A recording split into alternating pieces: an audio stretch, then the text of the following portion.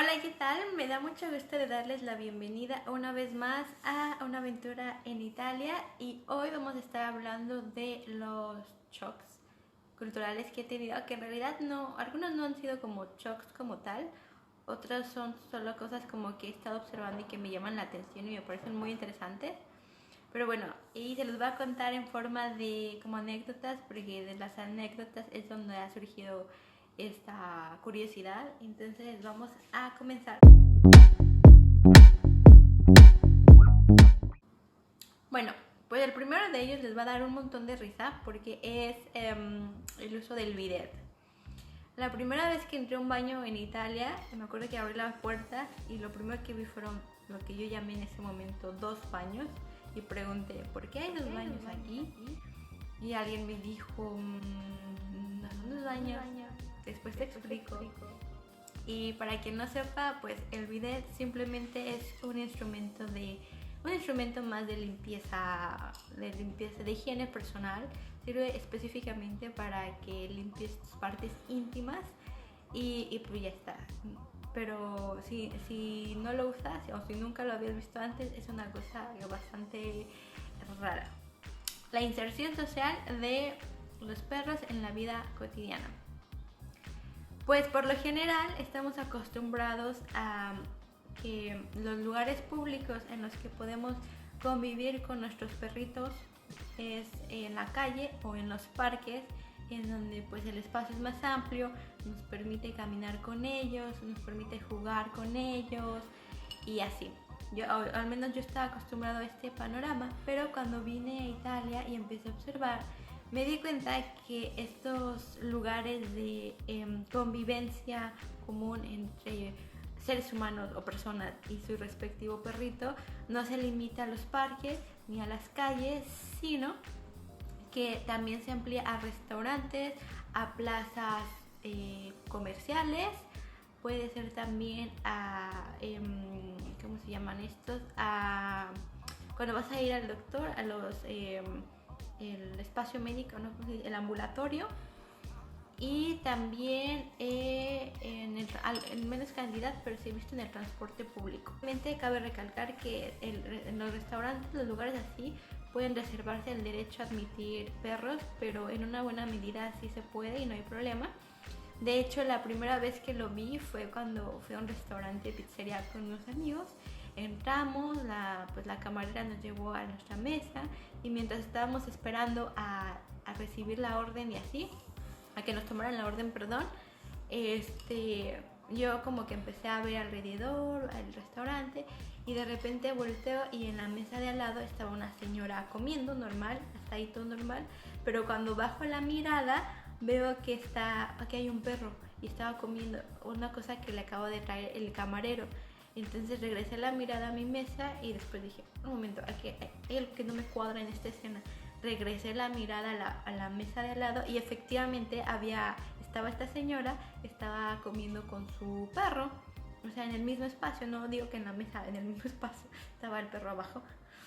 Y se me hizo algo muy raro porque yo nunca había visto eso antes y después ya vi que es muy común que la gente también vaya en las plazas a hacer su shopping, hacer sus compras con el perro, que vaya hacia varios lugares, que me parece una cosa muy cool que puedan existir estos espacios comunes que sean de convivencia entre nosotros y nuestros perritos.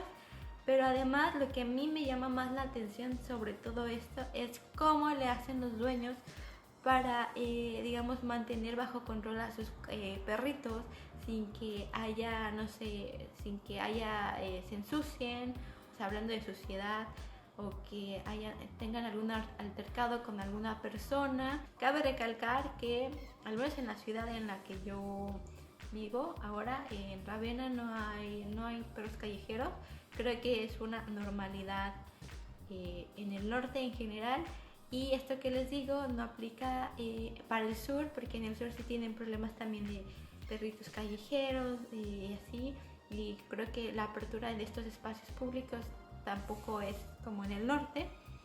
Y pues esto me hace también reflexionar en que pues no tendríamos que ver con normalidad el abandono y el descuido de estos perritos o de estos gatitos, que es muy frecuente en muchas partes del mundo. El siguiente punto que les quiero comentar es: no todos los italianos hablan italiano. Esta frase puede parecer como muy sin sentido o un poco absurda o muy absurda, pero no es así en absoluto, es verídica y a continuación se los voy a explicar.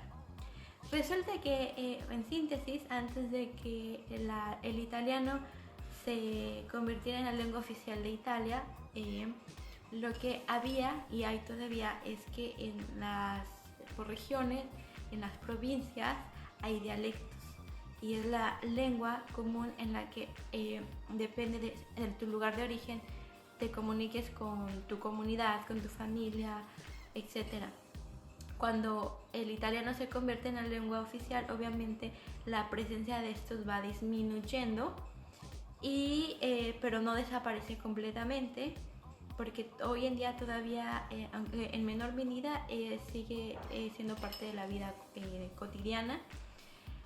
Personas en un promedio de edad de 40 años más o menos en adelante seguramente hablan el dialecto de su lugar de origen, resulta que las personas o los italianos que no hablan italiano son las personas, los ancianos que no lo aprendieron, que al día de hoy, por circunstancias, digamos, sociales, históricas, culturales, lingüísticas completamente normales, no lo aprendieron y hoy en día se comunican en su pueblito donde vivan en su dialecto original y no en italiano.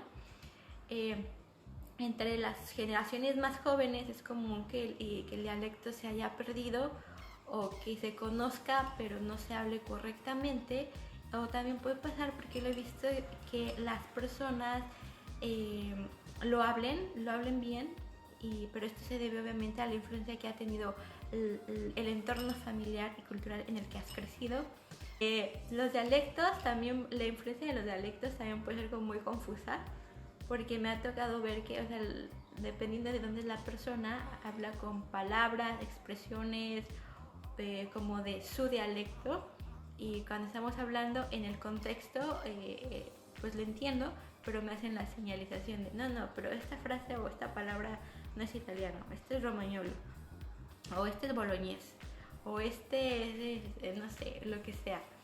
Y para mí es muy confuso, como extranjera es súper confuso, porque son palabras o expresiones que si antes no las he escuchado, o sea, si es la primera vez que las he escuchado y me las dicen, no alcanzo a distinguir cuando es italiano y cuando es el dialecto.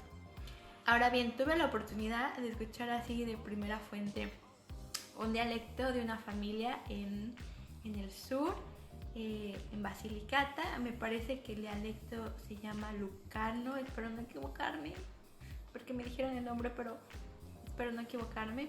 Y bueno, lo que les quiero decir es que realmente no es italiano, es completamente diferente. Ni siquiera se oye ni se escribe como el italiano. Es muy bonito estar expuesta también a esta variedad lingüística, pero si tú estás, digamos que te encuentras con este panorama, ni intentes entender, porque no vas a entender nada. No es italiano, es el dialecto. También es un tema bastante interesante del que igual podríamos profundizar más adelante en otro video. Pero hasta aquí con... ahora saben por qué no todos los italianos hablan italiano. Ok, el siguiente pues shock cultural que quisiera compartir con ustedes es referente a la comida, especialmente a la pizza. Creo que no hay persona en el mundo que no haya comido antes pizza, ni que la ame como creo que todos la amamos en algún momento. O sea, la pizza es siempre una felicidad, como los tacos son una felicidad. Y bueno, como dato cultural, nació en Italia, pero específicamente en Nápoles. Después hablaremos con más profundidad sobre el tema. Pero lo que yo les quiero decir en este pequeño video es que yo antes de venir a Italia tenía la idea de que la pizza era un alimento, como un alimento chatarra o fast food. Ya una vez estando aquí me di cuenta que esas ideas a lo mejor es porque estamos influenciados un poco de la pizza gringa, Es decir, que ya agregas un montón de elementos grasosos, a lo mejor de no tan buena calidad, que obviamente deterioran el resultado final y que a la larga cuando te lo comes, pues nada, te comes un montón de carbohidratos y de grasas y de cosas que no son buenas para tu salud.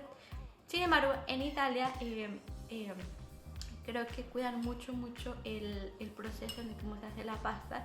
De hecho, el secreto es en la masa, al momento de preparar la masa, el tiempo que se deja reposar y obviamente la preparación del... Yo he visto que los alimentos que utilizan para prepararla son los ingredientes son muy frescos. También el queso mozzarella de aquí no tiene nada que ver con el queso mozzarella que yo había visto, por ejemplo, en México. No, de verdad son productos locales, obviamente, con mucho más frescura, con mucho más nutrimiento. Y si bien en cada país, si tomamos la receta de Italia, pero cada país le agrega sus ingredientes locales, pues se convierte en otra cosa. Pero una pizza de buena calidad siempre no te deja esta sensación de pesadez. Y la verdad, las pizzas no son chicas, las pizzas son grandes así. Es muy frecuente el consumo, muy frecuente. Es un alimento económico y sencillo. Hay una pizza en general que se llama marinara, que se ha vuelto mi favorita. Es nada más la masa con salsa de jitomate y ajo y orégano. Una cosa muy simple que, a juzgar con ojos ajenos o extranjeros como yo lo hice alguna vez, yo diría, no, pero como que le falta algo para que amarre. Pero en realidad no, o sea, es increíble que pocos ingredientes puedan ser tan buenos y hagan un platillo súper rico. Y ya se me está haciendo agua la boca, quiero una pizza. Y bueno, yo les quería contar en síntesis. La pizza no es un alimento chatarra, todo lo contrario, es un alimento altamente nutritivo si se hace de la manera correcta, con los ingredientes correctos, de la calidad correcta. Entonces, la próxima vez que vean en una película, no comas pizza porque vas a engordar o lo que sea, seguramente es la versión gringa, porque pues Gringolandia es la fast food, ¿no? La cultura del fast food que pues hemos adoptado en muchos países en mayor o menor medida. Hasta ahí con la pizza. El siguiente punto de que quiero hablar con ustedes es la escasez del cilantro. Me atrevo a afirmar que en la gastronomía italiana, nunca o casi nunca usan el cilantro para cocinar. Lo que sí usan mucho y abunda, ¿no? Y lo encuentras sin problemas, es el perejil. Me acuerdo de que cuando era invierno yo quería hacer un platillo, pero no me acuerdo cuál, y yo necesitaba cilantro. Así que fui al mercado a preguntar y me dijeron que no había porque era invierno, hacía frío. Entonces, ingenuamente, antes de que la persona me terminara de explicar, yo le dije, pero en verano sí lo voy a encontrar y no sé qué. Y me dice, no, tampoco, porque hace mucho calor. Y yo digo, que la chingada. Entonces, nunca lo voy a encontrar. Bueno, y el siguiente tema también tiene que ver con la comida, específicamente cuando vas al súper a comprar agua. Yo la primera vez que vine tenía la idea de ir al súper y comprarme como la botella de agua más grande que encontrara para no tener que ir repetitivamente a comprar agua porque es tedioso y pesado. Entonces yo tenía la idea de comprarme como mi garrafón, ¿no? De, no sé, por lo menos 6 litros y ya me duraba un tiempo y ir otra vez por él y así sucesivamente. Pero ¿cuál es mi sorpresa? Que la versión más grande de agua embotellada que venden son 2 litros, o sea, todo normal hasta ahí. Pero si tú quieres comprar agua para el consumo regular, solo encuentras las botellas de 2 litros en paquetes máximo de 6 botellas y es lo que las personas se llevan a su casa. Yo sigo un poco traumatizada porque no encuentro versiones grandes para comprar agua embotellada de calidad. Eso no lo entiendo. Por último, la cosa que les quería hablar es sobre relativa al buen vestir. Y esto se lo voy a contar como una anécdota. No voy a hablar en este rubro de la moda como lo entendemos en Italia. Ya sabemos, la moda, las grandes pasarelas en Milán, la industria de la moda y todo lo que conlleva. Yo quiero hablarles más referente como a la vida cotidiana el día a día, en cómo las personas se visten, en general me ha dado la impresión que las personas como que tienen cierto porte y son elegantes en su día a día. En general, obviamente hay como de todo, pero sí resalta, no sé, por ejemplo, cuando vas por Ravenna en tu bicicleta, a mí me llama mucho la atención las mujeres cuando es invierno, se ven súper glam, es que de verdad se ven muy glam, o sea, están en la bicicleta, van a su lugar de trabajo o van a dejar a los niños al kinder o se están o a una actividad normal así del día a día, no que sean modelos ni mucho menos. Y yo las veo con un glamour en la bicicleta, así, ahora que es verano, pues con un vestido muy ligero, muy sencillo, con sus lentes, no sé qué tienen, que de verdad resalta mucho como el buen vestir. De hecho, ya para cerrar, como anécdota chistosa, en un día cotidiano normal de lo que les quiero señalizar, estaba regresando a casa en bicicleta, entonces pasé por una calle en donde dio la casualidad que en el momento que pasé vi a un chico que estaba recargado en su coche con un ramo de rosas y el celular así esperando a alguien, pero no me llamó la atención, pero justo cuando yo pasé sale de la puerta una chica súper arreglada, que entonces relacioné que era una cita y el chico le estaba esperando, pero lo que les quiero hacer, lo que les quiero señalar es que la chica parecía que se iba a ir a los Grammys. O sea, tenía un cabellazo, hacía una cola de caballo larguísima, no sé todo, pero el maquillaje era perfecto, el vestido, tenía unos tacones así, de esos que como que se enredan por toda tu pierna, súper sexy. Entonces yo la vi y dije, esta es una cita normal, seguramente fueron a un restaurante o a comer una pizza y la chava estaba súper arreglada y en un día, era creo que un domingo, una cosa normal. Y lo que quiero decirles es que eso, siento que tienen un talento especial para vestirse y pues que se ve, y ya, pero pues eso no hace más ni más a las personas, simplemente es un talento que hay y se ve.